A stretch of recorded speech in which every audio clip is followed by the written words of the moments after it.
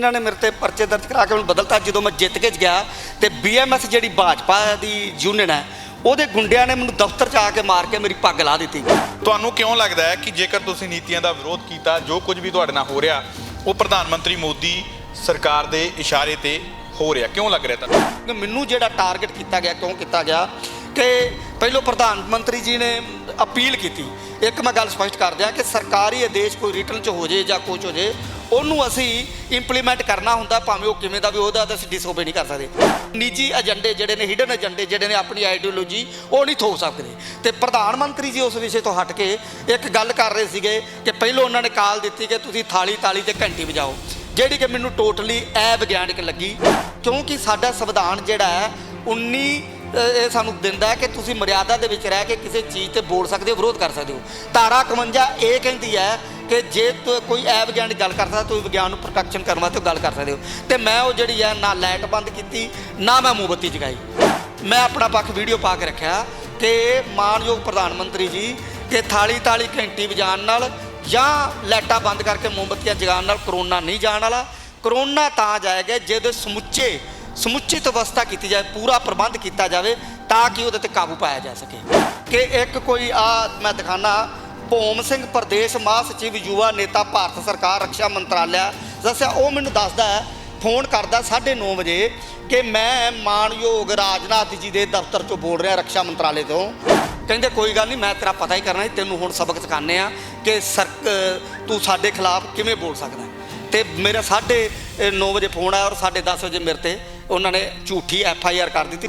ਪਰ ਉਹਦੇ 'ਚ ਜਦੋਂ ਸਪਸ਼ਟ ਗੱਲ ਹੋ ਗਈ ਕਿ ਉਹਨਾਂ ਦੇ ਦਬਾਅ ਦੇ ਵਿੱਚ ਫਿਰ ਮੈਨੂੰ ਉਹਨਾਂ ਦੱਸਿਆ ਗਿਆ ਕਿ ਤੈਨੂੰ ਕਿੱਥੋਂ ਫੋਨ ਆਇਆ, ਇਹ ਤੂੰ ਵਿਖਾ ਰਿਹਾ, ਇਹਦੀ ਇਨਕੁਆਇਰੀ ਅਸੀਂ ਨਹੀਂ ਕਰਨੀ, ਸਾਨੂੰ ਤਾਂ CM ਆਫਿਸ ਤੋਂ ਫੋਨ ਆਇਆ ਸ਼ਿਮਲੇ ਤੋਂ, ਸਾਡੀ ਮਜਬੂਰੀ ਆ। ਪਿਛਲੇ ਲੰਬੇ ਸਮੇਂ ਤੋਂ ਕਿਸਾਨਾਂ ਦਾ ਦਿੱਲੀ ਦੀਆਂ ਬਰੂਹਾਂ ਤੇ ਕੇਂਦਰ ਸਰਕਾਰ ਦੇ ਵੱਲੋਂ ਬਣਾਏ ਗਏ ਨਵੇਂ 3 ਖੇਤੀ ਕਾਨੂੰਨਾਂ ਦੇ ਖਿਲਾਫ ਸੰਘਰਸ਼ ਚੱਲ ਰਿਹਾ ਹੈ। ਸਿਰਫ ਕਿਸਾਨਾਂ ਦਾ ਹੀ ਨਹੀਂ, ਸਗੋਂ ਕੇਂਦਰ ਸਰਕਾਰ ਦੀਆਂ ਵੱਖ-ਵੱਖ ਨੀਤੀਆਂ ਨੂੰ ਲੈ ਕੇ ਵੱਖ-ਵੱਖ ਤਬਕੇ ਦੇ ਲੋਕਾਂ ਦੇ ਵੱਲੋਂ ਵਿਰੋਧ ਕੀਤਾ ਜਾ ਰਿਹਾ ਹੈ। ਅਜਿਹਾ ਹੀ ਇੱਕ ਵਾਕਿਆ 2020 ਦੇ ਵਿੱਚ ਹੋਇਆ ਸੀ। 2020 ਦੇ ਵਿੱਚ ਜਦੋਂ ਕਰੋਨਾ ਕਾਲ ਚੱਲ ਰਿਹਾ ਸੀ ਤਾਂ ਪ੍ਰਧਾਨ ਮੰਤਰੀ ਮੋਦੀ ਦੇ ਵੱਲੋਂ ਇੱਕ ਗੱਲ ਕਹੀ ਗਈ ਸੀ ਜੋ ਸਭ ਨੂੰ ਯਾਦ ਹੋਊਗੀ ਕਿ ਬੱਤੀਆਂ ਆਪਾਂ ਬੰਦ ਕਰਕੇ ਆਪਣੇ ਘਰ ਦੀਆਂ ਦੀਵੇ ਅਤੇ ਮੋਮਬੱਤੀਆਂ ਜਗਾਉਣੀਆਂ ਨੇ ਤੇ ਕੁਝ ਥਾਲੀਆਂ ਵੀ ਖੜਕਾਉਣੀਆਂ ਉਹਨਾਂ ਦੇ ਵੱਲੋਂ ਕਿਹਾ ਗਿਆ ਸੀ, ਜਿਸ ਦੇ ਨਾਲ ਕਰੋਨਾ ਦੇ ਵਿੱਚ ਇਹ ਗੱਲ ਕਹੀ ਗਈ ਸੀ। ਬਹੁਤ ਲੋਕ ਇਸ ਦੇ ਨਾਲ ਇਤਫਾਕ ਵੀ ਰੱਖਦੇ ਸੀ, ਇਹ ਗੱਲ ਸੋਚਦੇ ਸੀ ਕਿ ਚਲੋ ਪ੍ਰਧਾਨ ਮੰਤਰੀ ਨੇ ਕਿਹਾ ਵੀ ਕਰ ਦਿੰਦੇ ਆ, ਇਕਜੁੱਟਤਾ ਦਿਖਾ ਦਿੰਦੇ ਆ। ਪਰ ਬਹੁਤ ਸਾਰੇ ਲੋਕ ਕਹਿੰਦੇ ਸੀ ਕਿ ਇਸ ਨਾਲ ਫਾਇਦਾ ਹੋਵੇਗਾ ਕੀ, ਇਹਦੇ ਨਾਲ ਕਰੋਨਾ ਭੱਜੇਗਾ, ਕਰੋਨਾ ਨਾਲ ਕੀ ਹੋਵੇਗਾ, ਇਹਦੇ ਬਾਰੇ ਗੱਲਬਾਤ ਜਿਹੜੀ ਕੁਝ ਲੋਕ ਰੱਖਦੇ ਸੀ। ਪਰ ਇਹ ਦੇਸ਼ ਜਿਹੜਾ ਹੈਗਾ ਇਹਦੇ ਵਿੱਚ ਆਪਣੀ ਜਿਹੜੀ ਵੱਖੋ ਵੱਖਰੀ ਰਾਏ ਆਪਾਂ ਰੱਖ ਸਕਦੇ ਹਾਂ, ਕਾਨੂੰਨ ਆਪਾਂ ਨੂੰ ਅਧਿਕਾਰ ਦਿੰਦਾ। ਪਰ ਇੱਕ ਮੁਲਾਜ਼ਮ ਨੇ, ਚਰਨਜੀਤ ਸਿੰਘ ਸਿੱਧੂ, ਸਰਕਾਰੀ ਮੁਲਾਜ਼ਮ ਨੇ, ਜਿਨ੍ਹਾਂ ਦੇ ਵੱਲੋਂ ਇਹ ਗੱਲ ਕਹੀ ਗਈ ਹੈ ਕਿ ਮੈਂ ਪ੍ਰਧਾਨ ਮੰਤਰੀ ਦਾ ਜਿਹੜਾ ਬੱਤੀਆਂ ਬੁਝਾ ਕੇ ਮੋਮਬੱਤੀਆਂ ਅਤੇ ਜਿਹੜਾ ਹੈਗਾ ਦੀਵੇ ਜਗਾ ਕੇ ਵਾਲਾ ਫੈਸਲਾ ਸੀ, ਮੈਂ ਉਹਦਾ ਵਿਰੋਧ ਕੀਤਾ ਸੀ, ਜਿਸ ਦੇ ਵਜੋਂ ਹੁਣ ਮੈਨੂੰ ਹਰਾਸਮੈਂਟ ਦਿੱਤੀ ਜਾ ਰਹੀ ਹੈ, ਮੇਰੇ ਤੇ ਪਰਚਾ ਵੀ ਦਰਜ ਕੀਤਾ ਗਿਆ ਤੇ ਵੱਖ-ਵੱਖ ਤਰੀਕਿਆਂ ਦੇ ਨਾਲ ਮੇਰੇ ਨਾਲ ਧੱਕੇਸ਼ਾਹੀ ਮੋਦੀ ਸਰਕਾਰ ਦੇ ਵੱਲੋਂ ਕੀਤੀ ਜਾ ਰਹੀ ਹੈ, ਕਿਉਂਕਿ ਮੈਂ ਲਗਾਤਾਰ ਉਹਨਾਂ ਦੀਆਂ ਨੀਤੀਆਂ ਦਾ ਵਿਰੋਧ ਕਰ ਰਿਹਾ। ਤਾਂ ਉਹਨਾਂ ਦੇ ਨਾਲ ਗੱਲਬਾਤ ਕਰਾਂਗੇ ਤੇ ਜਾਣਨ ਦੀ ਕੋਸ਼ਿਸ਼ ਕਰਾਂਗੇ ਆਖਰ ਮਾਜਰਾ ਕੀ ਹੈ। ਸਭ ਤੋਂ ਪਹਿਲਾਂ ਸਵਾਗਤ ਕਰਦੇ ਹਾਂ ਚਰਨਜੀਤ ਜੀ, ਸਵਾਗਤ ਹੈ ਰੋਜ਼ਾਨਾ ਲੋਕਨਾਥ ਟੀਵੀ। ਧੰਨਵਾਦ ਜੀ। ਤੇ ਲੋਕਨਾਥ TV ਦੇ ਸਾਰੇ ਦਰਸ਼ਕਾਂ ਨੂੰ ਸਤਿ ਸ੍ਰੀ ਅਕਾਲ। ਤੁਹਾਨੂੰ ਸਤਿ ਸ੍ਰੀ ਅਕਾਲ। ਤੁਹਾਡਾ ਧੰਨਵਾਦ ਜਿਨ੍ਹਾਂ ਨੇ ਮੈਨੂੰ ਅੱਜ ਆਪਣਾ ਪੱਖ ਰੱਖਣ ਦਾ ਮੌਕਾ ਦਿੱਤਾ, ਇਹਦੇ ਲਈ ਮੈਂ ਤਹਿ ਦਿਲੋਂ ਧੰਨਵਾਦ ਕਰਦਾ ਜੀ। ਚਰਨਜੀਤ ਜੀ, ਤੁਸੀਂ ਇਹ ਗੱਲ ਕਹੀ ਹੈ ਕਿ ਮੈਂ ਪ੍ਰਧਾਨ ਮੰਤਰੀ ਦੀਆਂ ਨੀਤੀਆਂ ਦਾ ਵਿਰੋਧ ਕਰਦਾ ਸੀ। ਜਲ ਸਰੋਤ ਵਿਭਾਗ ਦੇ ਵਿੱਚ ਪੰਜਾਬ ਦੇ ਵਿੱਚ ਤੁਸੀਂ ਹੈਗੇ ਹੋ, ਤੁਹਾਨੂੰ ਕਿਉਂ ਲੱਗਦਾ ਹੈ ਕਿ ਜੇਕਰ ਤੁਸੀਂ ਨੀਤੀਆਂ ਦਾ ਵਿਰੋਧ ਕੀਤਾ, ਜੋ ਕੁਝ ਵੀ ਤੁਹਾਡੇ ਨਾਲ ਹੋ ਰਿਹਾ ਉਹ ਪ੍ਰਧਾਨ ਮੰਤਰੀ ਮੋਦੀ ਸਰਕਾਰ ਦੇ ਇਸ਼ਾਰੇ ਤੇ ਹੋ ਰਿਹਾ, ਕਿਉਂ ਲੱਗ ਰਿਹਾ ਤੁਹਾਨੂੰ?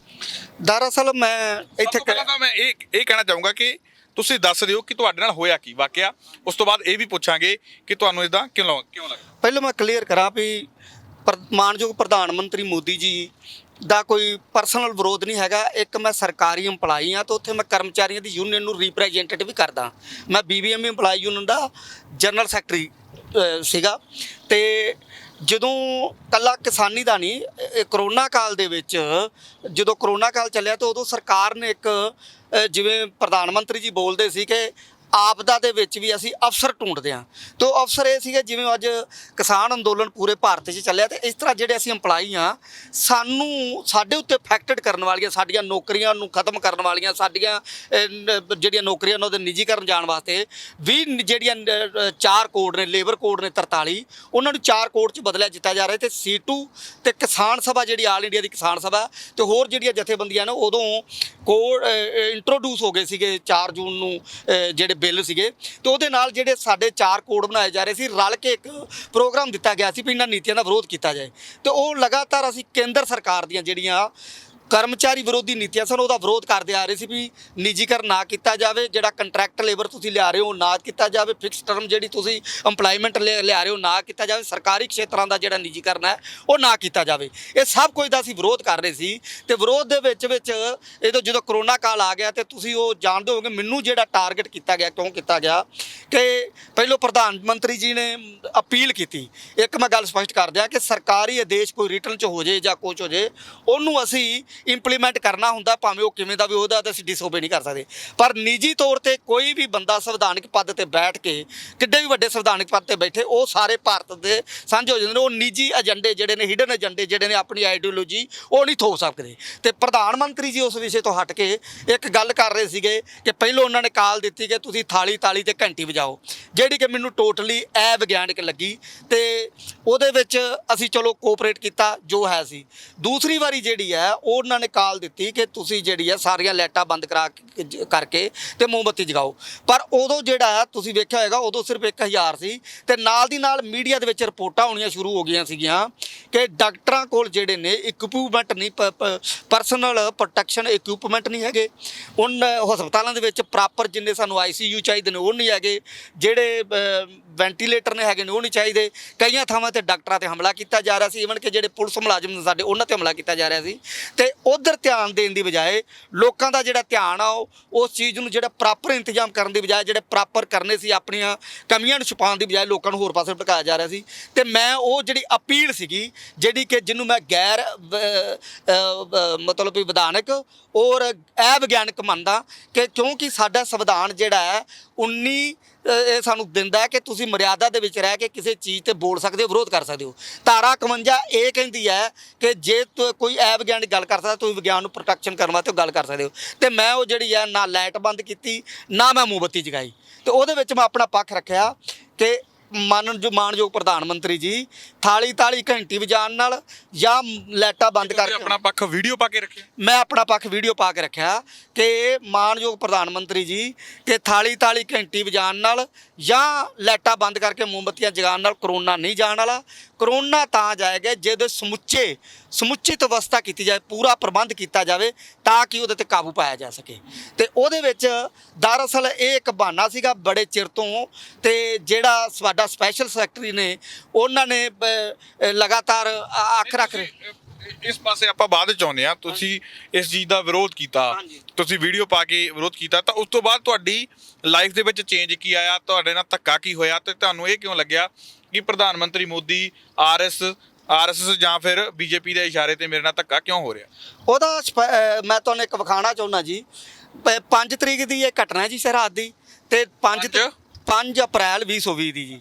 6 ਨੂੰ ਕੁਛ ਨਹੀਂ ਹੁੰਦਾ, 7 ਨੂੰ ਕੁਛ ਨਹੀਂ ਹੁੰਦਾ, 8 ਨੂੰ ਕੁਛ ਨਹੀਂ ਹੁੰਦਾ, ਪਰ ਮੈਨੂੰ ਥ੍ਰੈਟਿੰਗ ਉੱਥੇ ਜਿਹੜੇ ਲੋਕ ਨੇ ਆਸੇ ਪਾਸਿਓਂ RSS ਦੇ, BJP ਦੇ, ਉੱਥੇ ਹੋਰ ਲੋਕ ਨੇ ਤੇ ਅਧਿਕਾਰੀ ਨੇ ਵੀ ਤੂੰ ਠੀਕ ਨਹੀਂ ਕਰ ਰਿਹਾ, ਹੁਣ ਤੈਨੂੰ ਅਸੀਂ ਦੱਸਾਂਗੇ ਵੀ ਤੂੰ ਜਿਹੜਾ BJP ਜਾਂ RSS ਦੀਆਂ ਵਿਰੋਧ ਨੀਤੀਆਂ ਦਾ ਵਿਰੋਧ ਕਰਦਾ। ਮੈਂ ਉਹਨਾਂ ਨੂੰ ਸਪਸ਼ਟ ਕਿਹਾ ਕਿ ਮੇਰਾ ਕਿਸੇ ਨਾਲ ਕੋਈ ਲੈਣਾ ਦੇਣਾ ਨਹੀਂ, ਨਾ ਅਸੀਂ ਕਿਸੇ ਪਾਰਟੀ ਨੂੰ ਸਪੋਰਟ ਕਰ ਸਕਦੇ ਹਾਂ ਨਾ ਉਹਦਾ ਵਿਰੋਧ ਕਰ ਸਕਦੇ ਹਾਂ।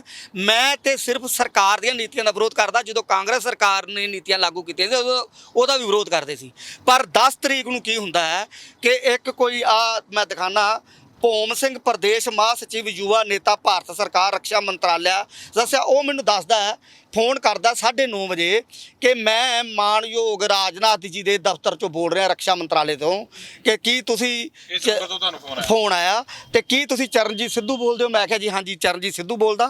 ਤੇ ਕਹਿਣ ਲੱਗੇ ਕਿ ਤੁਹਾਡੀ ਇਨਕੁਆਇਰੀ ਆ। ਮੈਂ ਜੀ ਦੱਸੋ। ਕਹਿੰਦੇ ਉਸ ਬੰਦੇ ਨੇ ਝੂਠ ਬੋਲਿਆ ਪਹਿਲੋਂ ਕਿ ਮੈਂ NDTV ਇੰਡੀਆ ਦਾ ਬੋਲਦਾ, ਤੁਸੀਂ ਜਿਹੜਾ ਲੋਕਾਂ ਨੂੰ ਸਾਡੇ TV ਦੀ ਸਕਰੀਨ ਤੋਂ ਪੜ੍ਹ ਕੇ ਲੋਕਾਂ ਨੂੰ ਡੋਨੇਟ ਕਰ ਰਹੇ ਹੋ, ਉਹਦੀ ਮਦਦ ਕਰ ਰਹੇ ਹੋ, ਉਹਦੀ ਇਨਕੁਆਇਰੀ ਹੈ। ਮੈਂ ਕਿਹਾ ਜੀ ਦੱਸੋ। ਉਹ ਨਾਲ ਦੀ ਨਾਲ ਬਦਲ ਗਿਆ ਬੰਦਾ ਕਿ ਤੂੰ ਕਿਸੇ ਬੀਜੇਪੀ ਦੇ ਵੱਡੇ ਲੀਡਰ ਨੂੰ ਜਾਣਦਾ ਜਾਂ ਉਹਨਾਂ ਦੇ ਨਾਲ ਤੇਰੇ ਸੰਬੰਧ ਹੈਗੇ ਨੇ, ਕਿ ਮੈਂ ਜੀ ਮੈਂ ਮਾਫੀ ਚਾਹੁੰਦਾ, ਮੈਂ ਨਹੀਂ ਜਾਣਦਾ। ਪਰ ਮੈਂ ਨਾਲ ਹੀ ਉਲਟਾ ਸਵਾਲ ਕੀਤਾ ਵੀ ਤੁਸੀਂ ਇੱਕ ਪਾਸੇ ਕਹਿ ਰਹੇ ਹੋ ਕਿ ਮੈਂ ਪੱਤਰਕਾਰ ਹਾਂ, ਮੇਰਾ ਨੰਬਰ ਤੁਹਾਨੂੰ ਲੱਭ ਗਿਆ ਤੇ ਕੀ ਤੁਹਾਨੂੰ ਇਹਨਾਂ ਵੱਡੇ ਲੀਡਰਾਂ ਦਾ ਨੰਬਰ ਨਹੀਂ ਹੈਗਾ? ਕਹਿੰਦੇ ਕੋਈ ਗੱਲ ਨਹੀਂ, ਮੈਂ ਤੇਰਾ ਪਤਾ ਹੀ ਕਰਨਾ, ਤੈਨੂੰ ਹੁਣ ਸਬਕ ਸਿਖਾਉਂਦੇ ਆ ਕਿ ਤੂੰ ਸਾਡੇ ਖਿਲਾਫ ਕਿਵੇਂ ਬੋਲ ਸਕਦਾ। ਤੇ ਮੇਰਾ 9:30 ਵਜੇ ਫੋਨ ਆਇਆ ਔਰ 10:30 ਵਜੇ ਮੇਰੇ ਤੇ ਉਹਨਾਂ ਨੇ ਝੂਠੀ FIR ਕਰ ਦਿੱਤੀ, ਜਿਹਦੇ 'ਚ ਮੈਂ ਕਵਰ ਹੀ ਨਹੀਂ ਹੁੰਦਾ।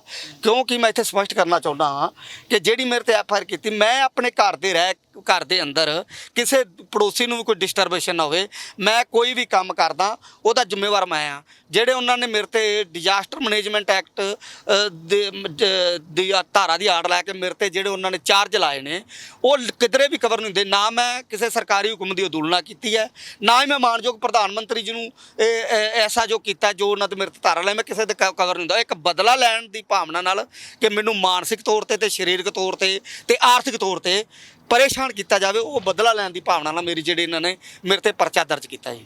ਤੇ ਉਸ ਤੋਂ ਬਾਅਦ ਇਹਨਾਂ ਨੇ ਪਰਚਾ ਦਰਜ ਹੋਣ ਤੋਂ ਬਾਅਦ ਮੈਂ ਤੁਹਾਨੂੰ ਦੱਸਣਾ ਚਾਹੁੰਦਾ ਕਿ ਇੱਕ ਇਨਕੁਆਇਰੀ ਬਿਠਾਈ ਗਈ।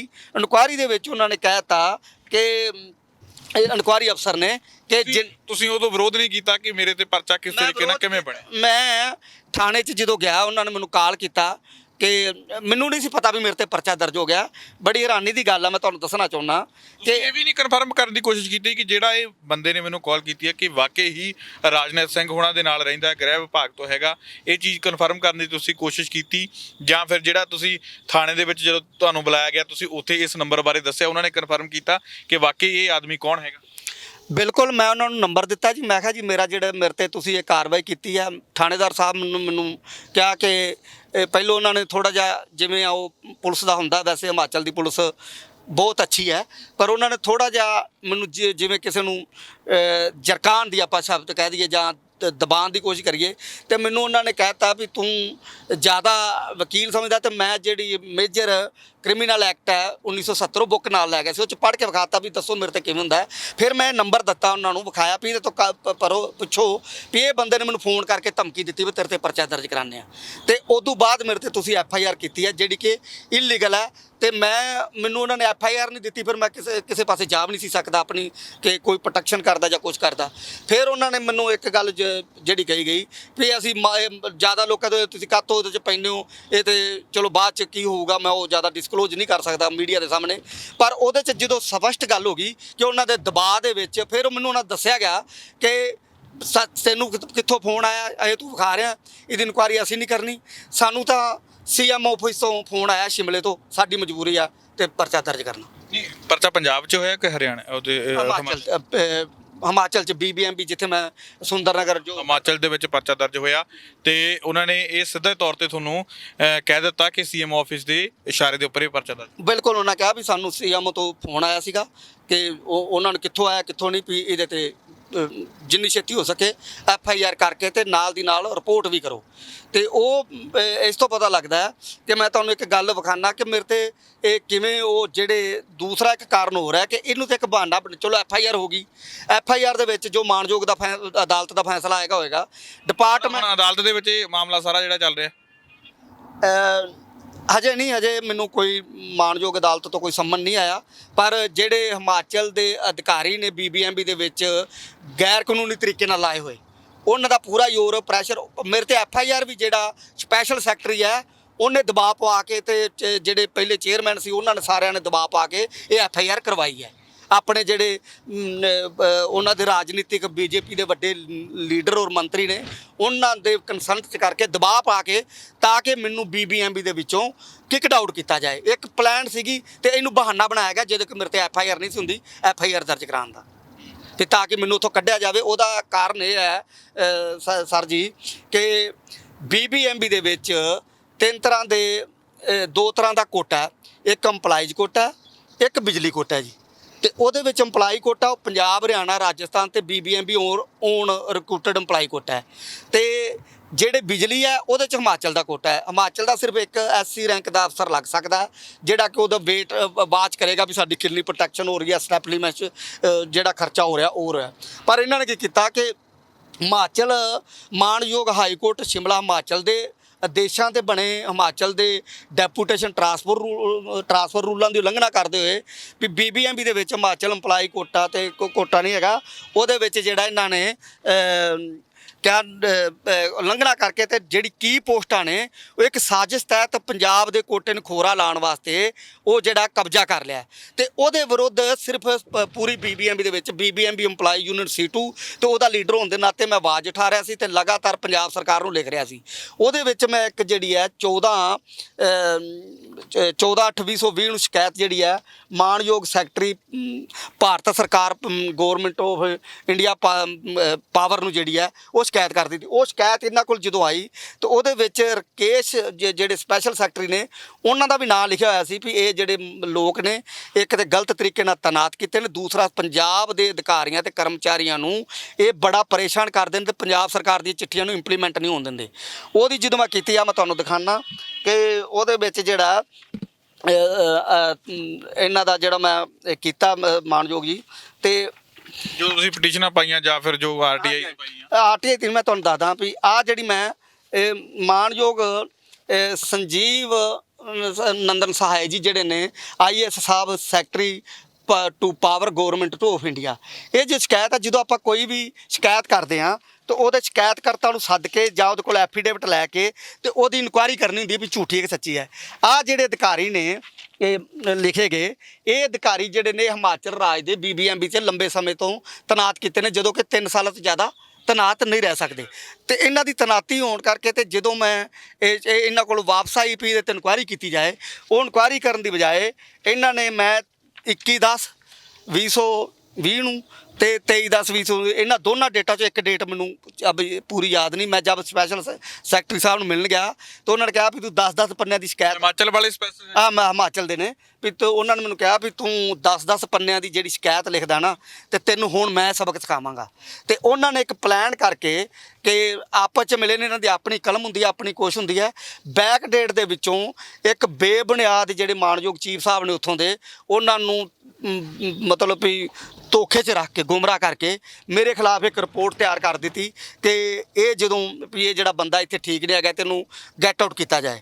ਔਰ ਮਜ਼ੇ ਦੀ ਗੱਲ ਤੁਹਾਨੂੰ ਮੈਂ ਦੱਸਦਾ ਕਿ ਇਨਕੁਆਇਰੀ ਅਫਸਰ ਨੇ ਉਹਦੇ ਵਿੱਚ ਸਾਫ਼ ਲਿਖਿਆ ਕਿ ਜਿਹੜਾ ਇਹ ਚਰਨਜੀਤ ਸਿੰਘ ਸਿੱਧੂ ਹੈ ਜਿਹੜੀ ਦੇ ਖਿਲਾਫ ਇਨਕੁਆਇਰੀ ਹੈ ਉਹਨਾਂ ਚਿਰ ਅਸੀਂ ਇਹਦੇ 'ਤੇ ਕੋਈ ਕਾਰਵਾਈ ਨਹੀਂ ਕਰ ਸਕਦੇ ਜਿੰਨਾ ਚਿਰ ਮਾਣਯੋਗ ਆਹ ਦੇਖੋ ਜੀ ਇਹਦੇ 'ਚ ਆਹ ਲਾਸਟ ਪੈਰਾ ਲਿਖਿਆ ਹੋਇਆ ਕਿ ਜਿੰਨਾ ਚਿਰ ਮਾਣਯੋਗ ਕੋਰਟ ਦਾ ਕੋਈ ਫੈਸਲਾ ਨਹੀਂ ਆਉਂਦਾ ਅਸੀਂ ਉਹਨਾਂ ਚਿਰ ਇਹਦੇ 'ਤੇ ਲਾਸਟ ਪੈਰਾ ਜੀ ਵੀ ਕੋਈ ਕਾਰਵਾਈ ਕਰਨੀ ਨਹੀਂ ਬਣਦੀ, ਜਦੋਂ ਮਾਣਯੋਗ ਕੋਰਟ ਦਾ ਕੋਈ ਫੈਸਲਾ ਆਏਗਾ ਉਦੋਂ ਅਸੀਂ ਕਰਾਂਗੇ। ਇਹਨਾਂ ਨੇ ਕਿੰਨੀ ਜਲਦੀ ਕੀਤੀ ਕਿ ਇਹ ਜਿਹੜੀ ਰਿਪੋਰਟ ਹੈ ਮੈਂ ਤੁਹਾਨੂੰ ਦੱਸਣਾ ਚਾਹੁੰਦਾ ਕਿ ਮੇਰੇ ਤੇ 10/4 ਨੂੰ FIR ਹੁੰਦੀ ਹੈ ਤੇ ਸਪੈਸ਼ਲ ਸੈਕਟਰੀ ਸਾਹਿਬ ਆਹ ਮੀਡੀਆ ਦੀ ਰਿਪੋਰਟ ਪੜ੍ਹ ਕੇ ਤੇ ਆਹ ਜਿਹੜੀ ਹੈ ਨਾਲ ਦੀ ਨਾਲ 11/4 ਨੂੰ ਮੀਡੀਆ 'ਚ ਛਪਦੀ ਹੈ। ਇੱਕ ਮਿੰਟ ਸਰ, ਆਹ ਦੇਖੋ 11/4 ਦੀ ਮੀਡੀਆ 'ਚ ਰਿਪੋਰਟ ਹੈ, 12 ਵਜੇ ਇਹਨਾਂ ਨੂੰ ਪਹੁੰਚਦੀ ਹੈ ਫੈਕਸ ਰਾਹੀਂ ਤੇ ਸਪੈਸ਼ਲ ਸੈਕਟਰੀ ਨੂੰ ਇੰਨੀ ਕਾਹਲੀ ਹੈ ਕਿ 11/4 ਨੂੰ ਹੀ ਸੈਚਰਡੇ ਹੈ। ਵੇਖੋ ਕਿੱਡੀ ਹੈਰਾਨਗੀ ਦੀ ਗੱਲ ਹੈ, ਸੈਚਰਡੇ ਦਾ ਦਿਨ ਆ, ਦਫ਼ਤਰ ਲੱਗਦੇ ਨਹੀਂਗੇ ਤੇ ਕਰੋਨਾ ਕਾਲ ਚੱਲਿਆ ਹੋਇਆ, ਕੋਈ ਗੱਲ ਨਹੀਂ ਹੈਗੀ। ਫਟਾਫਟ ਫੈਕਸ ਕਰਕੇ ਤੇ ਜਦੋਂ ਕਿ ਕਿਸੇ ਕਰਮਚਾਰੀ ਨੂੰ ਕੋਈ ਇਨਕੁਆਇਰੀ ਕਰਨੀ ਹੋਵੇ ਤੇ ਉਹਦੇ ਕੋਲ ਜਵਾਬ ਤਲਬ ਵੀ ਕਰਨੀ ਹੋਵੇ ਤਾਂ ਉਹਨੂੰ 72 ਘੰਟਿਆਂ ਦਾ ਘੱਟੋ ਘੱਟ ਟਾਈਮ ਦਿੱਤਾ ਜਾਂਦਾ ਤੇ ਮੈਨੂੰ ਟਾਈਮ ਵੀ 24 ਘੰਟੇ ਦਾ ਦਿੱਤਾ ਗਿਆ ਵੀ 24 ਘੰਟੇ ਦੇ ਵਿੱਚ ਤੁਸੀਂ ਆਪਣਾ ਜਵਾਬ ਦਿਓ। ਮੈਂ ਉਹ ਜਦੋਂ ਜਵਾਬ ਦਿੱਤਾ ਤੇ ਉਹਦੇ ਵਿੱਚ ਮੈਂ ਲਿਖਿਆ ਕਿ ਮੈਂ ਐਸਾ ਕੁਛ ਨਹੀਂ ਕੀਤਾ। ਨਾਲ ਮੈਂ ਉਹਨਾਂ ਨੂੰ ਸਵਾਲ ਉਹਨਾਂ ਸਾਹਮਣੇ ਆਪਣਾ ਪੱਖ ਰੱਖਿਆ ਕਿ ਮੈਂ ਕਰੋਨਾ ਕਾਲ ਦੇ ਵਿੱਚ ਮਾਣਯੋਗ SDM ਸਾਹਿਬ ਸੁੰਦਰ ਨਗਰ ਦੇ ਨੂੰ 6300 ਰੁਪਏ ਦਾ ਰਾਸ਼ਨ ਕੀਤਾ। NDTV ਤੋਂ ਇੰਡੀਆ ਦੀ ਖਬਰ ਪੜ੍ਹ ਕੇ ਮੈਂ ਡੋਨੇਟ ਕੀਤਾ। ਹਿਮਾਚਲ ਦੇ ਵਿੱਚ 2 ਲੋਕਾਂ ਨੂੰ ਮੈਂ ਡੋਨੇਟ ਕੀਤਾ ਤੇ 2 ਦਿਨ ਦੀ ਤਨਖਾਹ ਜਿਹੜੀ ਸਾਰਿਆਂ ਨੇ ਕਟਾਈ ਮੈਂ ਵੱਖਰੀ ਕਟਾਈ। ਇਸ ਲਈ ਮੈਂ ਕਰੋਨਾ ਦੀ ਜਿਹੜੀਆਂ ਹਦਾਇਤਾਂ ਨੇ ਉਲੰਘਣਾ ਨਹੀਂ ਕਰ ਰਿਹਾ, ਬਾਕੀ ਕਰੋਨਾ ਵਾਰੀਅਰ ਦੇ ਤੌਰ ਤੇ ਮੈਂ ਕੰਮ ਕਰ ਰਿਹਾ, ਲੋਕਾਂ ਨੂੰ ਮਦਦ ਕਰ ਰਿਹਾ। ਇਸ ਲਈ ਮੈਂ ਕਿਧਰੇ ਵੀ ਨਹੀਂ ਕੀਤੀ ਤੇ ਜਦੋਂ ਉਹਦੇ ਕੋਲ ਜਵਾਬ ਨਹੀਂ ਬਣਿਆ ਤੇ ਇਸ ਅਧਿਕਾਰੀ ਨੇ ਜੇ ਤੁਸੀਂ ਵੇਖੋਗੇ ਇਹ ਜਿਹੜਾ ਸਪੈਸ਼ਲ ਸੈਕਟਰੀ ਹੈ ਇਹਦੇ ਮਨ ਇਹਨੇ ਸੈਟਅਪ ਕੀਤਾ ਹੋਇਆ ਕਿ ਲਗਾਤਾਰ ਉਹਨਾਂ ਨੂੰ ਰਿਮਾਈਂਡਰ ਦੇ ਰਿਹਾ ਕਿ ਇਹ ਆਹ ਰਿਮਾਈਂਡਰ 11/4 ਨੂੰ ਲਿਖਿਆ, ਫਿਰ 24/4 ਨੂੰ ਰਿਮਾਈਂਡਰ ਦੇਤਾ ਵੀ ਇਹਦੀ ਰਿਪੋਰਟ ਛੇਤੀ ਭੇਜੋ। ਫਿਰ ਨਾਲ ਕਿਹਨੂੰ ਭੇਜੀ ਇਹ ਰਿਮਾਈਂਡਰ? ਚੀਫ ਸਾਹਿਬ ਨੂੰ। ਹਾਂਜੀ, ਇਹ 24/4 ਨੂੰ ਭੇਜ ਰਿਹਾ ਤੇ ਫਿਰ 13/5 ਨੂੰ ਭੇਜ ਰਿਹਾ ਜੀ, ਫਿਰ 6ਵੇਂ ਮਹੀਨੇ 'ਚ ਲਗਾਤਾਰ ਕਿ ਕੁਛ ਨਾ ਕੁਛ ਦਬਾਅ ਬਣਾ ਰਿਹਾ ਸੀ ਸਪੈਸ਼ਲ ਸੈਕਟਰੀ ਕਿ ਤੁਸੀਂ ਜਿਹੜਾ ਆਹ ਦੇਖੋ ਜੀ ਪਹਿਲੀ ਇਹ ਇਨਕੁਆਇਰੀ ਹੈ ਜੀ, ਉਹਨਾਂ ਦਾ ਲੈਟਰ, ਫਿਰ ਆਹ ਹੈ ਜੀ, ਤੇ ਫਿਰ ਉਸ ਤੋਂ ਬਾਅਦ ਇਹ ਜੀ, ਵੀ ਤਾਂ ਕਿ ਇਸ ਬੰਦੇ ਨੂੰ, ਇਹ ਜਿਹੜੇ ਪੰਜਾਬ ਦੇ ਹਿੱਤਾਂ ਦੀ ਗੱਲ ਕਰਦਾ, ਇਹਨੂੰ ਇੱਥੇ ਖਦੇੜਿਆ ਜਾਵੇ। ਤੇ ਇਸ ਕਰਕੇ ਸਪੈਸ਼ਲ ਸੈਕਟਰੀ ਸਾਹਿਬ ਤੇ ਜਿਹੜਾ ਉੱਥੇ ਇਹ ਇੱਕ ਐਸਸੀ ਲਾਏ ਨੇ ਹੈੱਡਕੁਆਟਰ, ਉਹਨਾਂ ਦੇ ਜਿਹੜੀ ਗੱਲ ਮੈਂ ਜਿਹੜਾ ਕਰੋਨਾ ਕਾਲ ਦੇ ਵਿੱਚ ਹੀ ਅਸੀਂ ਇਜਾਜ਼ਤ ਲੈ ਕੇ ਤੇ ਅਸੀਂ 30 ਮਈ ਜਿਹੜਾ ਆਪਣਾ ਮਨਾਇਆ ਦਿਨ ਉਹਦਾ, ਤੇ ਹੋਰ ਚੀਜ਼ਾਂ ਦਾ ਜਿਹੜਾ ਉਹ ਵਿਰੋਧ ਕਰ ਰਹੇ ਸੀਗੇ, ਉਹਦੇ ਵਿੱਚ ਇਹਨਾਂ ਨੂੰ ਸੀ ਵੀ ਇਹ ਪੰਜਾਬ ਦੇ ਹਿੱਤਾਂ ਦੀ ਗੱਲ ਕਰਦਾ ਤੇ ਇਹਨੂੰ ਕਿੱਕ-ਡੋਟ ਕੀਤਾ ਜਾਏ। ਮੈਨੂੰ 3 ਤਰ੍ਹਾਂ ਨਾਲ ਪਰੇਸ਼ਾਨ ਕੀਤਾ ਗਿਆ।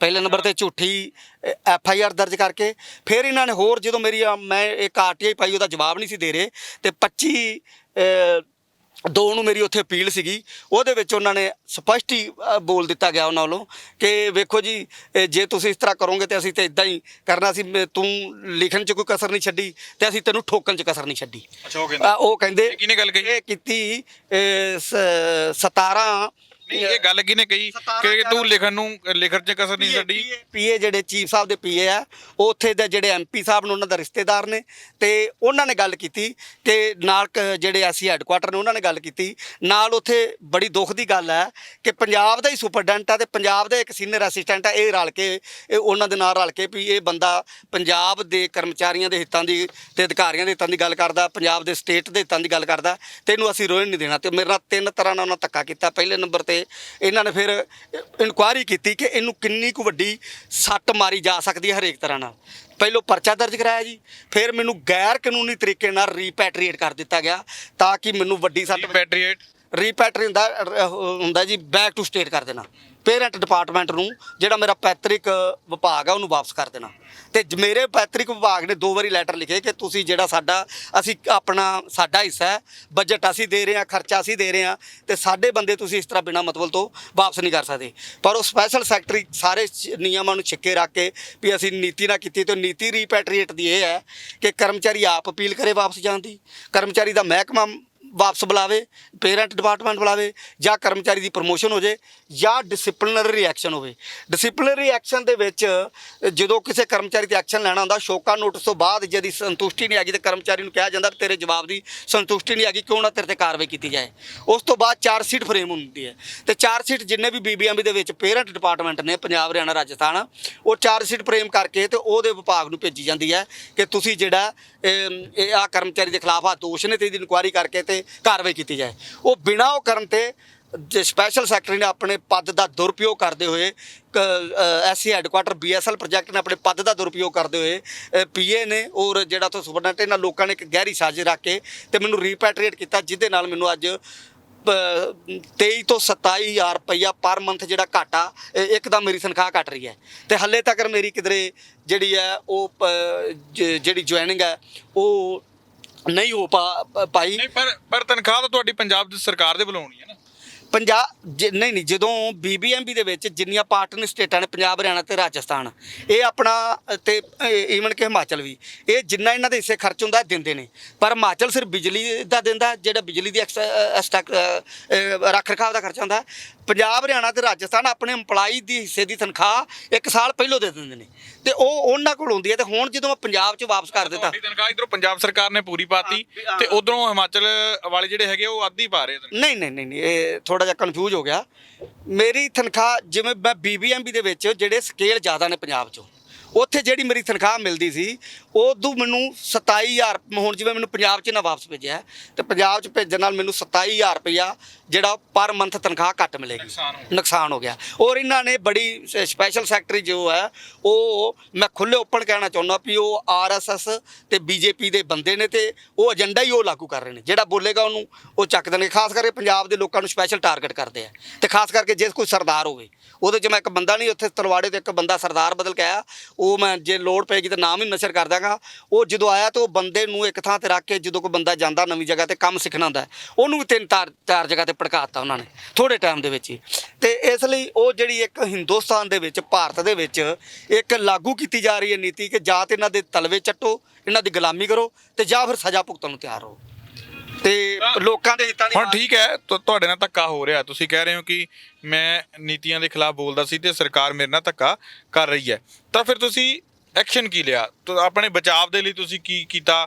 ਤੁਸੀਂ ਪੰਜਾਬ ਸਰਕਾਰ ਦੇ ਅਫਸਰਾਂ ਦੇ ਨਾਲ ਪੰਜਾਬ ਸਰਕਾਰ ਤੱਕ ਪਹੁੰਚ ਕੀਤੀ ਜਾਂ ਫਿਰ ਅਦਾਲਤ ਤੱਕ ਪਹੁੰਚ ਕੀਤੀ? ਮੈਂ ਪਹਿਲੋਂ ਮੇਰਾ ਫਰਜ਼ ਬਣਦਾ ਸੀ, ਜਿਹੜੇ ਅਧਿਕਾਰੀਆਂ ਨੇ ਕੀਤਾ ਸੀ ਮੈਂ ਉਹਨਾਂ ਨੂੰ ਰਿਕੁਐਸਟ ਕਰਦਾ, ਮੈਂ ਸਪੈਸ਼ਲ ਸੈਕਟਰੀ ਸਾਹਿਬ ਨੂੰ ਹੋਰ ਜਿਹੜੇ ਉੱਚ ਅਧਿਕਾਰੀ ਨੇ ਉਹਨਾਂ ਨੂੰ ਰਿਕੁਐਸਟ ਕੀਤੀ, ਨਹੀਂ ਸੁਣੀ ਗਈ। ਮੈਂ ਆਪਣੇ ਡਿਪਾਰਟਮੈਂਟ ਨੂੰ ਪਹਿਲੇ ਦਿਨ ਹੀ ਆ ਕੇ ਅਰਜੀ ਦੇ ਦਿੱਤੀ ਵੀ ਮੈਨੂੰ ਇਸ ਤਰ੍ਹਾਂ ਉਹਨਾਂ ਨੇ ਬੈਕ ਕਰ ਦਿੱਤਾ, ਗਲਤ ਤਰੀਕੇ ਨਾਲ ਕੀਤਾ ਤੇ ਮੈਨੂੰ ਹੁਕਮ ਕੀਤਾ ਜਾਏ ਕੀ ਕਰਨਾ ਚਾਹੀਦਾ। ਤੇ ਉਹਨਾਂ ਨੇ ਮੇਰੀ ਜਿਹੜੇ ਚੀਫ ਇੰਜੀਨੀਅਰ ਸਾਹਿਬ ਨੇ ਪੰਜਾਬ ਦੇ, ਉਹਨਾਂ ਨੇ 2 ਵਾਰੀ ਲੈਟਰ ਬੜੀ ਸਟਰੋਂਗ ਲਿਖੀ ਹੈ ਕਿ ਸਾਡਾ ਬੰਦਾ ਵਾਪਸ ਰੱਖਿਆ ਜਾਏ, ਇਹਨੂੰ ਡਿਊਟੀ ਕਰਨ ਦਿੱਤੀ ਜਾਏ, ਤੇ ਜੇ ਕੋਈ ਇਹਦੇ ਤੇ ਦੋਸ਼ ਨੇ ਉਹ ਦੋਸ਼ ਪੱਤਰ ਸਾਨੂੰ ਭੇਜਿਆ ਜਾਵੇ ਤਾਂ ਕਿ ਇਸ ਇਨਕੁਆਇਰੀ ਕੀਤੀ ਜਾਵੇ ਵੀ ਇਹ ਦੋਸ਼ ਬਣਦਾ ਕਿ ਨਹੀਂ। ਜਿਹੜੇ ਤੁਸੀਂ ਇਲਜ਼ਾਮ ਲਾ ਰਹੇ ਹੋ ਉਹ ਦੋਸ਼ ਕਰਮਚਾਰੀ ਤੇ ਸਾਬਤ ਨਹੀਂ ਹੋ ਰਹੇ, ਤੇ ਇਸ ਕਰਕੇ ਜਿਹੜਾ ਤੁਸੀਂ ਆਪਣਾ ਕੀ ਨਾ ਇਹਨੂੰ ਬੰਦੇ ਰੱਖਿਆ ਨਹੀਂ, ਜਦੋਂ ਰੱਖਿਆ ਗਿਆ ਤੇ ਬੰਦਾ ਜਦੋਂ 4 ਚੁਫੇਰੇ ਹਾਰ ਜਾਂਦਾ ਤੇ ਉਹ ਫਿਰ ਕੋਰਟ ਦੇ ਵਿੱਚ ਹੀ ਜਾਂਦਾ ਜੀ, ਤੇ ਕੋਰਟ ਦੇ ਵਿੱਚ ਵੀ ਹੁਣ ਪਤਾ ਨਹੀਂ ਕਿ ਕਿਸ ਰੁਕ ਪੈਂਦਾ। ਪਰ ਮੈਨੂੰ ਅਫਸੋਸ ਇਸ ਗੱਲ ਦਾ ਹੈ ਕਿ ਇਹਨਾਂ ਲੋਕਾਂ ਨੇ ਮੇਰੀ ਪੱਗਾਂ ਵੀ ਲਾਈਆਂ ਜੀ, ਮੇਰੇ ਤੇ ਪਹਿਲੋਂ ਵੀ ਝੂਠੇ ਪਰਚੇ ਦਰਜ ਕਰਾਏ, ਉਦੋਂ ਵੀ ਲੜ ਕੇ ਗਿਆ। ਮੈਂ ਆਪਣੀ ਸਰਕਾਰ ਨੂੰ ਵਾਰ-ਵਾਰ ਬੇਨਤੀ ਕਰ ਰਿਹਾ, ਮੇਰੀ ਸਰਕਾਰ ਨੇ ਲੈਟਰ ਦੇ ਮਾਨਯੋਗ ਚੀਫ ਮਿਨਿਸਟਰ ਸਾਹਿਬ ਨੂੰ ਮੈਂ ਕਈ ਵਾਰੀ ਲੈਟਰ ਲਿਖੇ ਨੇ। ਹੁਣ ਜਿਹੜੀ 14/8 ਵਾਲੀ ਲੈਟਰ ਹੈ ਤੇ 17/8 ਵਾਲੀ ਲੈਟਰ ਹੈ, ਉਹਦੀਆਂ ਲੈਟਰਾਂ ਥੱਲੇ ਆ ਗਏ ਨੇ, ਪਰ ਹੋਣਾ ਇਹ ਚਾਹੀਦਾ ਵੀ ਯੂਨੀਅਨ ਨੂੰ ਸੱਦ ਕੇ ਟਾਈਮ ਲੈ ਕੇ ਦੱਸਿਆ ਜਾਏ। ਇੱਕ ਉਹ ਕੀ ਕਰ ਰਹੇ ਨੇ ਮਾਨਯੋਗ ਚੀਫ ਮਿਨਿਸਟਰ ਦੇ ਦਫ਼ਤਰ ਦੇ ਵਿੱਚੋਂ, ਉਹ ਸਿਰਫ ਜਲ ਸਰੋਤ ਵਿਭਾਗ ਨੂੰ ਲੈਟਰਾਂ ਲਿਖ ਰਹੇ ਨੇ, ਜਦੋਂ ਕਿ BBMB ਦੇ ਵਿੱਚ ਇਕੱਲੇ ਜਲ ਸਰੋਤ ਵਿਭਾਗ ਦੇ ਕਰਮਚਾਰੀ ਨਹੀਂ ਜਾਣੇ, ਉੱਥੇ ਹੈਲਥ ਦੇ ਡਾਕਟਰ ਨਰਸਿਜ ਹੋਰ ਜਿਹੜਾ ਉਹ ਜਾਣੇ ਨੇ, ਐਜੂਕੇਸ਼ਨ ਦੇ ਜਾਣੇ ਨੇ, ਤੇ ਪਬਲਿਕ ਹੈਲਥ ਦੇ ਜਾਣੇ ਨੇ, ਫਾਈਨਾਂਸ ਦੇ ਜਾਣੇ ਨੇ। ਉੱਥੇ ਮੈਂ ਇੱਕ ਗੱਲ ਕਲੋਜ਼ ਕਰਦਾ, ਬੜੀ ਲੰਬੀ ਹੋ ਚੱਲੀ ਹੈ ਸਰ ਜੀ। ਉਹਦੇ ਵਿੱਚ ਇਹ ਹੈ ਕਿ ਪੰਜਾਬ ਸਰਕਾਰ ਪੈਸਾ ਦੇ ਰਹੀ ਹੈ ਤੇ ਤਨਖਾਹ ਹਿਮਾਚਲ ਦੇ ਅਧਿਕਾਰੀ ਤੇ ਕਰਮਚਾਰੀ ਲੈ ਰਹੇ ਨੇ, ਨਾਲੇ ਸਾਨੂੰ ਲੁੱਟ ਰਹੇ ਆ ਨਾਲੇ ਸਾਨੂੰ ਕੁੱਟ ਰਹੇ ਆ। ਤੇ ਜੇ ਜਿੰਨਾ ਪੈਸਾ ਪੰਜਾਬ ਸਰਕਾਰ ਉੱਥੇ ਖਾਲੀ ਪੋਸਟਾਂ ਦੇ ਪੈਸੇ ਦੇ ਕੇ ਤਨਖਾਹ ਦੇ ਕੇ ਉਹਨਾਂ ਲੋਕਾਂ ਨੂੰ ਪਾਲ ਰਹੀ ਹੈ, ਤੇ ਮੈਂ ਮਾਨਯੋਗ CM ਸਾਹਿਬ ਪੰਜਾਬ, ਮਾਨਯੋਗ ਕੈਪਟਨ ਸਾਹਿਬ ਨੂੰ ਬੇਨਤੀ ਕਰਦਾ ਜ਼ੋਰਦਾਰ ਕਿ ਤੁਸੀਂ ਉਹਨੇ ਜਿੰਨੇ ਕਰਮਚਾਰੀ ਨੇ ਉਹਨਾਂ ਕਰਮਚਾਰੀਆਂ ਨੂੰ ਰੱਖ ਕੇ ਸਾਨੂੰ 12 ਕਰੋੜ ਰੁਪਈਆ 3 ਸਟੇਟਾਂ ਨੂੰ ਘੱਟੋ ਘੱਟ ਪਰ ਸਾਲ ਘਾਟਾ ਪੈ ਰਿਹਾ, ਚੂਨਾ ਲੱਗ ਰਿਹਾ, ਜੋ ਕਿ ਹਿਮਾਚਲ ਦੇ ਅਧਿਕਾਰੀ ਤੇ ਕਰਮਚਾਰੀਆਂ ਨੂੰ ਤਨਖਾਹ ਦੇ ਰੂਪ 'ਚ ਜਾ ਰਿਹਾ। ਤੇ ਉਹੀ ਜਿਹੜਾ ਸਾਡੇ ਹਿੱਸੇ ਦਾ ਤਕਰੀਬਨ 6 ਤੋਂ 8 ਕਰੋੜ ਰੁਪਈਆ ਹੁੰਦਾ, ਤੇ ਉਹੀ ਜਿਹੜੀ ਸਰਕਾਰ ਦੀ ਪਾਲਿਸੀ ਹੈ, ਉਹ ਕਰਮਚਾਰੀ ਉੱਥੇ ਜਿਹੜੀਆਂ ਕਾਂਗਰਸ ਸਰਕਾਰ ਨੂੰ ਮੈਂ ਕਹਿ ਦਾਂਗਾ ਕਿ ਬੇਨਤੀ ਕਰਾਂਗਾ ਵੀ ਜਿਹੜੇ ਤੁਹਾਨੂੰ ਲੱਗਦੇ ਨੇ ਵੀ 10 ਕੰਸਟੀਚੁਐਂਸੀਆਂ ਬਹੁਤ ਵੀਕ ਨੇ, ਉੱਥੋਂ ਦੇ ਲੋਕਾਂ ਨੂੰ ਤੁਸੀਂ ਰੁਜ਼ਗਾਰ ਦਿਓ, ਤੁਹਾਡੀ ਸਰਕਾਰ ਵਾਪਸ ਆ ਜਾਏਗੀ। ਵੀ ਤੁਸੀਂ ਪੈਸਾ ਦੇ ਰਹੇ ਹੋ, ਤਨਖਾਹ ਉਹ ਲੈ ਰਹੇ ਨੇ, ਤੁਹਾਡੇ ਅਧਿਕਾਰੀਆਂ ਤੇ ਕਰਮਚਾਰੀਆਂ ਨੂੰ ਉਹ ਪਰੇਸ਼ਾਨ ਕਰਦੇ ਨੇ। ਤੇ ਇਹ ਸਾਡੀ ਮੇਰੀ ਤੁਹਾਡੇ ਚੈਨਲ ਰਾਹੀਂ ਬੇਨਤੀ ਆ ਮੇਰੀ ਪੰਜਾਬ ਸਰਕਾਰ ਨੂੰ, ਕਿਰਪਾ ਕਰਕੇ ਸਾਨੂੰ 10 ਮਿੰਟ ਦਾ ਟਾਈਮ ਦਿੱਤਾ ਜਾਏ। ਮੈਂ ਇੱਕ ਗੱਲ ਹੋਰ ਕਰਦਾ ਕਿ 2010 ਦੇ ਵਿੱਚ ਮੈਂ CM ਸਾਹਿਬ ਹਰਿਆਣਾ ਨੂੰ ਤੇ ਆਪਣੇ CM ਸਾਹਿਬ ਨੂੰ ਮਿਲਣ ਗਿਆ ਸੀ, ਆਪਣੇ ਨਾਲ ਟਾਈਮ ਦਿੱਤਾ। ਉੱਥੋਂ ਵਾਲੇ ਦੇ ਜਿਹੜੇ ਪ੍ਰਿੰਸੀਪਲ ਸੈਕਟਰੀ ਸੀ 2 CM ਨੂੰ, ਉਹਨਾਂ ਗੱਲ ਸੁਣੀ ਸੀ ਤੇ ਉਹਨਾਂ ਨੇ BBMB ਵਾਸਤੇ ਸਪੈਸ਼ਲ ਭਰਤੀਆਂ ਕੀਤੀਆਂ, ਤੇ ਉਹਨਾਂ ਨੂੰ ਸੁਝਾਅ ਦਿੱਤਾ ਸੀ ਯੂਨੀਅਨ ਨੇ ਕਿ 10 ਤੋਂ 12 ਸਾਲ ਦੀ ਟਰਮ ਲਾ ਦਿਓ ਕਿ BBMB ਦੇ ਵਿੱਚ ਰਹਿਣ। ਇਹ ਵੀ ਪੰਜਾਬ ਸਰਕਾਰ ਕਰੇ। ਤੇ ਜਿਹੜੇ ਖਾਸ ਕਰਕੇ ਜਿਹੜੀ ਹੁਣ ਤੁਸੀਂ ਮੰਗ ਕੀ ਕਰਦੇ ਹੋ? ਮੈਂ ਮੰਗ ਕੀ ਕਰਦੇ ਹੋ? ਕਿਸਾਨ ਜਥੇਬੰਦੀਆਂ ਤੋਂ ਮਦਦ ਦੀ ਉਮੀਦ ਕਰਦੇ ਹੋ ਜਾਂ ਫਿਰ ਹੋਰ? ਦੇਖੋ, ਕਿਸਾਨ ਜਥੇਬੰਦੀਆਂ ਤੇ ਜਿਹੜਾ ਸੰਘਰਸ਼ ਲੜ ਰਹੀਆਂ ਨੇ ਉਹੀ ਲੜਨ। ਮੇਰੀ ਤੇ ਇਹੀ ਬੇਨਤੀ ਹੈ ਵੀ ਉਧਰ ਮੈਂ ਫਿਰ ਵੀ ਬੇਨਤੀ ਕਰਦਾ ਕਿ ਜੇ ਉਹ ਕਰ ਸਕਦੀਆਂ ਨੇ, ਪਰ ਮੈਂ ਆਪਣੀ ਸਰਕਾਰ ਤੋਂ ਮੈਂ ਕੀ ਉਮੀਦ ਕਰਦਾ ਕਿ ਇੱਕ ਲੋਕਾਂ ਨੂੰ ਜਾਗਣਾ ਚਾਹੀਦਾ। ਤੇ ਮੇਰੀ ਜਿਹੜੀ ਮੰਗ ਹੈ ਕਿ ਪੰਜਾਬ ਸਰਕਾਰ ਜਿਹੜੀਆਂ ਕੀ ਪੋਸਟਾਂ ਨੇ, ਅਹਿਮ ਪੋਸਟਾਂ ਨੇ, ਜਿਵੇਂ ਸਪੈਸ਼ਲ ਸੈਕਟਰੀ ਦੀ ਪੋਸਟ ਆ ਜਾਂ ਇੱਕ ਇਹਨਾਂ ਨੇ ਕੀ ਕੀਤਾ ਉੱਥੇ ਵਿੱਚ ਜਿੰਨੇ ਚੀਫ ਨੇ 3 ਇਰੀਗੇਸ਼ਨ ਵਿੰਗ ਦੇ, ਉਹਦੇ 'ਚ PA ਆਪਣੇ ਲਾਤੇ। ਸਪੈਸ਼ਲ ਸੈਕਟਰੀ ਹਿਮਾਚਲ ਦਾ, ਉਹਦਾ PA, ਉਹਦਾ ਨਾਲ PA ਦੇ ਨਾਲ ਸਹਾਇਕ, ਉਹ ਵੀ ਹਿਮਾਚਲ ਦਾ। ਜਿਹੜੀਆਂ ਅਹਿਮ ਪੋਸਟਾਂ ਨੇ, ਜਿਹੜੇ ਕਲਾਸ 1 ਤੇ 2 ਦੀ ਭਰਤੀ ਕਰਦੇ ਨੇ, ਉਹਦਾ ਜੁਆਇੰਟ ਸੈਕਟਰੀ ਹਿਮਾਚਲ ਦਾ, ਤਾਂ ਕਿ ਕਿਸੇ ਨੂੰ ਪਤਾ ਹੀ ਨਾ ਲੱਗੇ ਵੀ ਇਹ ਕਾਲਾ ਮਾਲਾ ਕੀ ਕਰਦੇ ਨੇ। ਤੇ ਮੇਰੀ ਪੰਜਾਬ ਸਰਕਾਰ ਨੂੰ ਬੇਨਤੀ ਹੈ ਕਿ ਆਪਣੀਆਂ ਪੋਸਟਾਂ ਭਰੀਆਂ ਜਾਣ ਤੇ ਹਿਮਾਚਲ ਜਿਹੜੀ ਸਪੈਸ਼ਲ ਸੈਕਟਰੀ ਦੀ ਪੋਸਟ ਹੈ, ਪੋਸਟਾਂ ਬਣਦੀਆਂ ਪੰਜਾਬ ਦੀਆਂ ਟੋਟਲ ਪੰਜਾਬ ਦਾ ਮੈਂ ਤੁਹਾਨੂੰ ਜ਼ਬਾਨੀ ਤਾਂ ਨਹੀਂ ਜੀ ਇੱਥੇ ਦੱਸ ਸਕਦਾ ਮੈਂ ਕੋਟਾ ਆ, ਮੇਰੇ ਕੋਲ RTI ਹੈ, ਉਹਦੇ ਵਿੱਚ ਸਪਸ਼ਟ ਮੈਂ ਪਾਇਆ ਸੀਗਾ। ਉਹਦੇ 'ਚ ਜਿਹੜਾ ਕਲਾਸ 1 ਤੇ 2 ਦਾ ਕੋਟਾ ਹੈ ਉਹ 60% ਪੰਜਾਬ ਦਾ, 40% ਹਰਿਆਣੇ ਦਾ। ਜਿਹੜਾ ਇੱਕ ਵਿੰਗ ਹੈ 82 ਯੂਨਿਟ ਜਿਹੜਾ ਤਲਵਾੜੇ ਵਾਲਾ, ਉਹਨੂੰ ਕਹਿ ਦਿੰਦੇ ਆ, ਉਹਦੇ 'ਚ 54, 36 ਤੇ 10 ਦਾ ਜੀ। ਇਸ ਤਰ੍ਹਾਂ ਹੀ ਜਿਹੜਾ ਪਾਵਰ ਵਿੰਗ ਹੈ ਪੰਜਾਬ ਦਾ 54। ਤੇ ਮੈਂ ਤੁਹਾਨੂੰ ਗੱਲ ਦੱਸਣਾ ਚਾਹੁੰਦਾ, ਮੈਂ RTI ਪਾਈ ਸੀ, ਜ਼ਿਆਦਾ ਤੋਂ ਜ਼ਿਆਦਾ ਜਿਹੜਾ ਕੋਟਾ ਉਹ ਪੰਜਾਬ ਦਾ ਜੀ। ਪੰਜਾਬ ਤੁਹਾਨੂੰ ਇੱਕ ਮੈਂ ਤੈਨਾਤ ਪੰਜਾਬ ਦੇ ਅਧਿਕਾਰੀ ਹੈ ਨਹੀਂ, ਬਹੁਤ ਘੱਟ, ਜਿਹੜੇ ਕਿ ਆਪਣਾ ਕੋਟਾ ਬੰਦਾ ਤੋਂ ਘੱਟ ਨਹੀਂ, ਬਹੁਤ ਘੱਟ ਇੰਪਲਾਈ ਬਹੁਤ ਘੱਟ। ਦੇਖੋ, ਮੈਂ ਤੁਹਾਨੂੰ ਦੱਸਣ ਡਿਆ ਕਿ 12 ਕਰੋੜ ਰੁਪਇਆ ਖਰਚਾ ਹੈ ਸਾਲ ਦਾ ਘੱਟੋ ਘੱਟ। ਕੱਲਾ ਤਨਖਾਹ ਦਾ ਨਹੀਂ, ਇਹ ਜਿਹੜੇ ਅਧਿਕਾਰੀ ਨੇ ਤਨਖਾਹ ਵੱਖਰੀ, ਗੱਡੀ ਵੱਖਰੀ, ਡਰਾਈਵਰ ਵੱਖਰਾ, ਕੋਠੀ ਦਾ ਖਰਚਾ ਵੱਖਰਾ, ਬਿਜਲੀ ਜੋ ਫਰੀ ਮਿਲਦੀ ਹੈ ਸਾਰਾ ਖਰਚਾ ਵੱਖਰਾ। ਉਹ ਸਾਰਾ ਐਸਟੈਬਲਿਸ਼ਮੈਂਟ ਪੰਜਾਬ ਸਰਕਾਰ, ਹਰਿਆਣਾ ਸਰਕਾਰ ਤੇ ਰਾਜਸਥਾਨ ਪੇ ਕਰਦੀ ਹੈ।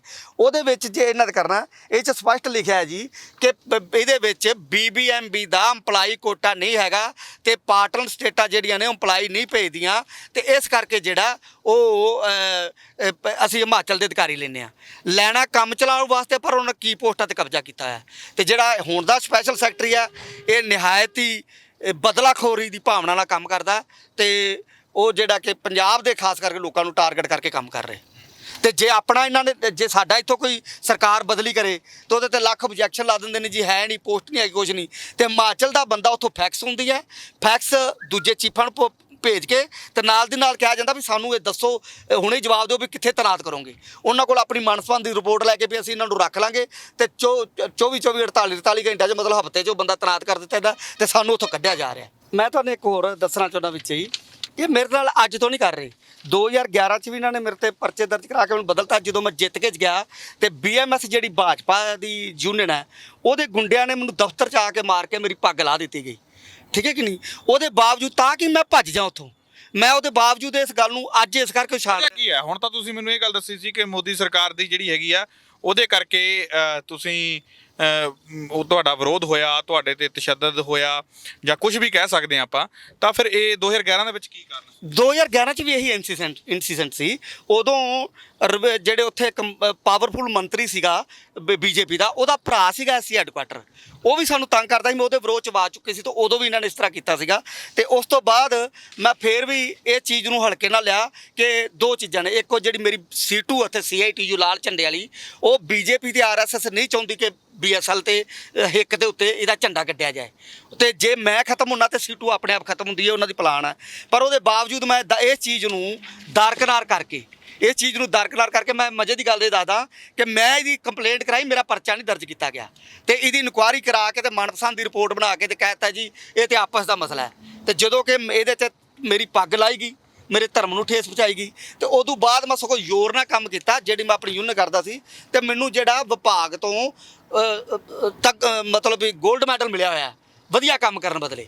ਪਰ ਉਹ ਸਾਰੀ ਚੀਜ਼ਾਂ ਨੂੰ ਦਰਕਿਨਾਰ ਕਰਕੇ ਜਿਹੜਾ ਮਾਨਯੋਗ ਸਪੈਸ਼ਲ ਸੈਕਟਰੀ ਨੇ BBMB ਦੇ, ਉਹ ਮੈਨੂੰ ਅੱਜ ਕੱਲ੍ਹ ਭਰੋਸੇਯੋਗ ਸੂਤਰਾਂ ਤੋਂ ਪਤਾ ਲੱਗਾ ਕਿ ਮੇਰੀ ਜਿਹੜੀ ਬਦਲੀ ਆ ਮਾਨਯੋਗ ਨੱਡਾ ਸਾਹਿਬ ਤੋਂ ਕਰਾਈ ਗਈ ਆ, ਜਿਹੜੇ BJP ਦੇ ਪ੍ਰਧਾਨ ਨੇ। ਕਿਉਂ ਕਰਾਈ ਗਈ? ਕਿਉਂਕਿ ਇਹ BBMB ਦੇ ਵਿੱਚ ਜਿਹੜਾ ਪ੍ਰੋਜੈਕਟਾਂ ਦੇ ਉੱਤੇ ਖਰਚਾ ਹੁੰਦਾ, ਉਹਦਾ 2% ਖਰਚਾ ਐਨਕਰੋਚਮੈਂਟ ਏਰੀਆ ਦੀ ਡਿਵੈਲਪਮੈਂਟ ਵਾਸਤੇ ਕਰਨਾ ਹੁੰਦਾ, ਤੇ ਉਹਦੇ ਵਿੱਚ 10 ਲੱਖ ਰੁਪਈਆ ਇਹਨਾਂ ਨੇ ਬਿਲਾਸਪੁਰ ਦੀ ਇੱਕ ਚੇਤਨਾ ਸੁਸਾਇਟੀ ਜਿਹੜੀ ਕਿ NGO ਨੂੰ ਦਿੱਤਾ ਹੋਇਆ, ਜਦੋਂ ਕਿ ਦੇਣਾ ਨਹੀਂ ਸੀ ਬਣਦਾ। ਤੇ ਉਹ ਜਿਹੜੀ ਸੁਸਾਇਟੀ ਹੈ, ਉਹ ਮੈਨੂੰ ਪਤਾ ਲੱਗਾ ਕਿ ਕਿਸੇ ਵੱਡੇ ਲੀਡਰ ਦੇ ਰਿਸ਼ਤੇਦਾਰ ਦੀ ਉਹ NGO ਹੈ, ਤੇ ਉਹਨੂੰ ਦਿੱਤਾ ਗਿਆ। ਤੇ ਮੈਂ RTI ਤਹਿਤ ਸਾਰੀਆਂ ਇਨਫੋਰਮੇਸ਼ਨ ਕਲੈਕਟ ਕਰਦਾ ਰਹਿੰਦਾ। ਉਹ ਮੇਰੀ ਆਵਾਜ਼ ਨੂੰ ਦਬਾਉਣ ਵਾਸਤੇ, ਮੈਨੂੰ ਮਾਨਸਿਕ, ਸਰੀਰਕ ਤੇ ਆਰਥਿਕ ਤੌਰ ਵਾਸਤੇ ਪਰੇਸ਼ਾਨ ਕਰਨ ਵਾਸਤੇ ਸਾਰਾ ਕੀਤਾ ਗਿਆ।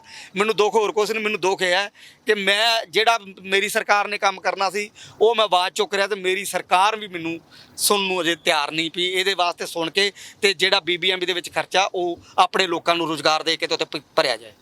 ਤਾਂ ਬਹੁਤ ਵਧੀਆ ਗੱਲ ਕੀਤੀ। ਉਹਨਾਂ ਨੇ ਕਿਹਾ ਕਿ ਦੁੱਖ ਮੈਨੂੰ ਇਸ ਗੱਲ ਦਾ ਨਹੀਂ ਕਿ ਮੇਰੇ ਤੇ ਇਹ ਗੱਲਾਂ ਬਾਤਾਂ ਜਿਹੜੀਆਂ ਕੇਂਦਰ ਸਰਕਾਰ ਦੇ ਵੱਲੋਂ ਮੇਰੇ ਨਾਲ ਧੱਕਾ ਕੀਤਾ ਰਿਹਾ, ਦੁੱਖ ਇਸ ਗੱਲ ਦਾ ਹੈ ਕਿ ਮੇਰੀ ਜਿਹੜੀ ਆਪਣੀ ਸਰਕਾਰ ਆ, ਪੰਜਾਬ ਸਰਕਾਰ, ਉੱਥੇ ਮੇਰੀ ਗੱਲਬਾਤ ਸੁਣ ਕੇ ਗੌਰ ਕਰਕੇ ਉਸ ਤੇ ਜਿਹੜੇ ਸਾਡਾ ਪੰਜਾਬ ਦਾ ਕੋਟਾ ਬਣਦਾ ਹੈ ਕਿ ਸਾਡੇ ਪੰਜਾਬ ਦੇ ਇੰਨੇ ਨੌਜਵਾਨ ਜਿਹੜੇ ਜਾਂ ਫਿਰ ਇੰਨੇ ਅਧਿਕਾਰੀ ਉੱਥੇ ਤਾਇਨਾਤ ਹੋ ਸਕਦੇ ਨੇ, ਨਾਲੇ ਪੋਸਟਾਂ ਜਿਹੜੀਆਂ ਨਿਕਲ ਸਕਦੀਆਂ, ਹੋਰ ਨੌਜਵਾਨਾਂ ਨੂੰ ਜਿਹੜੀ ਨੌਕਰੀ ਮਿਲ ਸਕਦੀ ਹੈ। ਉਹਨਾਂ ਨੇ ਕਿਹਾ ਕਿ ਜੇਕਰ ਪੰਜਾਬ ਸਰਕਾਰ ਗੌਰ ਕਰੇ ਤਾਂ ਉੱਥੇ ਜਿਹੜਾ ਹੈਗਾ ਸਾਰਾ ਕੁਝ ਇਹ ਹੋ ਸਕਦਾ। ਤੇ ਨਾਲ ਹੀ ਨਾਲ ਉਹਨਾਂ ਨੇ ਇਹ ਵੀ ਗੱਲ ਕਹੀ ਹੈ ਕਿ ਜਥੇਬੰਦੀਆਂ ਜਿਹੜੀਆਂ ਨੇ, ਕਿਸਾਨ ਜਥੇਬੰਦੀਆਂ, ਉਹ ਮਦਦ ਉਹਨਾਂ ਤੋਂ ਮੰਗਣ ਦੀ ਥਾਂ ਇਹਨਾਂ ਨੇ ਇਹ ਗੱਲ ਕਹਿਤੀ ਹੈ ਕਿ ਉਹ ਸਿਰਫ ਆਪਣੀ ਜਿਹੜੀ ਲੜਾਈ ਲੜਨ। ਇੱਕ ਵਧੀਆ ਗੱਲ ਇਹਨਾਂ ਨੇ ਜ਼ਰੂਰ ਕਹੀ ਹੈ। ਤਾਂ ਉਮੀਦ ਕਰਦੇ ਹਾਂ ਕਿ ਜਲਦ ਤੋਂ ਜਲਦ ਪੰਜਾਬ ਸਰਕਾਰ ਆ ਜਿਹੜੀ ਇਸ ਸਰਕਾਰੀ ਮੁਲਾਜ਼ਮ ਦੀ ਗੱਲਬਾਤ ਸੁਣ ਕੇ ਗੌਰ ਜ਼ਰੂਰ ਕਰੂਗੀ, ਇਹਨੂੰ ਇਨਸਾਫ ਵੀ ਦਿਵਾਊਗੀ ਤੇ ਪੰਜਾਬ ਨੂੰ ਵੀ ਇਨਸਾਫ ਦਿਵਾਊਗੀ, ਕਿਉਂਕਿ ਜਿਹੜਾ ਉੱਥੇ ਕੋਟਾ ਜਿਹੜੇ ਹਿਮਾਚਲ ਸਰਕਾਰ ਦੇ ਵੱਲੋਂ ਨੱਪਿਆ ਹੋਇਆ ਮੁਲਾਜ਼ਮਾਂ ਦਾ, ਉਹ ਵੀ ਦਿਵਾਊਗੀ। ਤੇ ਜਿਹੜਾ ਕਰੋੜਾਂ ਰੁਪਏ ਦਾ, ਜੇਕਰ ਇਹਨਾਂ ਦੀ ਗੱਲ ਮੰਨੀਏ, ਕਰੋੜਾਂ ਰੁਪਏ ਦਾ ਜਿਹੜਾ ਚੂਨਾ